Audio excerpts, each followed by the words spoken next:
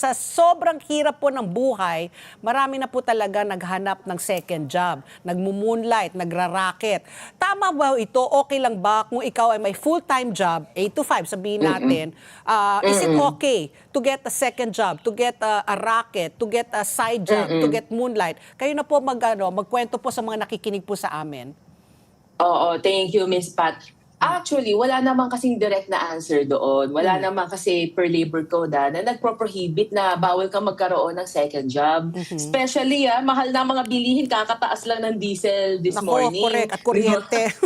At saka kuryente. At taas na kuryente namin ngayon. Oo. So ngayon, wala naman specifically sinasabi sa labor code na bawal ka magkaroon ng second job. Although, marami kasi tayong mga bagay na kailangan i-consider. Okay. First of all, management prerogative. Sa end ng employer, pwede silang mag-impose ng mga restrictions sa employment mo.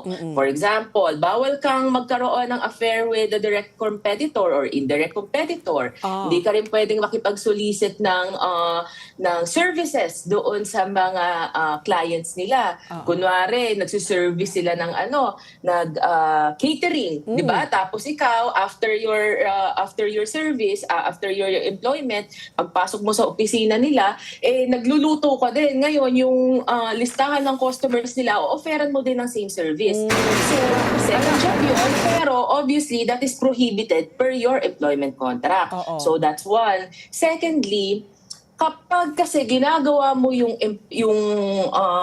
side job mo, yung racket mo during working hours to the point na i-impede yung responsibilities mo sa talagang trabaho mo during that time, then may right sa employer na mag-impose ng penalty sa'yo. Pwedeng suspension, pwedeng termination. So marami kasing iba-ibang instances na kailangan natin i-consider. Pero kung ang tanong, directly bang pinagbabawal ng batas na magkaroon ka ng second job, wala namang sinasabi yun. Okay. Attorney Chelsea, may follow-up question lang there. Kung kukuha ka ng second job, dapat ba full disclosure? Should you tell your main employer na meron akong second job? Kailangan bang sabihin yon? Or pwedeng, anyway, it's already my free time. Hanggang 5 o'clock lang ako sa trabaho ko.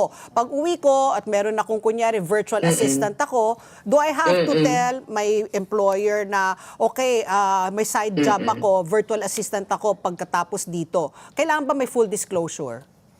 Technically, no. Di kailangan. Pero again, kung ito ay lumalabag sa employment contract mo, be careful. So, dito na pumapasok yung time na better na i-discuss mo, i-disclose mo sa employer mo yung mga ganitong plano para kung kunwari, i-onboard ka pa lang dito sa bago mong trabaho, ma-disclose mo na to at ma-remove or ma-revisit ito sa employment contract mo. Dahil kapag ito nakalagay na sa kontrata mo at nilabag mo, then problema yan sa end ng employee.